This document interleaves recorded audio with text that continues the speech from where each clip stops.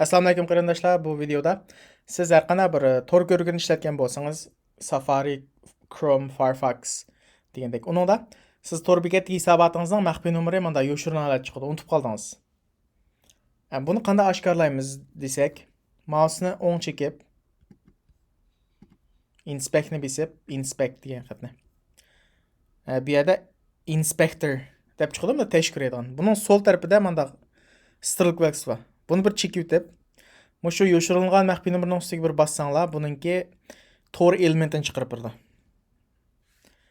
Buning ichidan biz type'ni topamiz. Type'ni ko'ringlarmi? Type'da password deb yoziliq.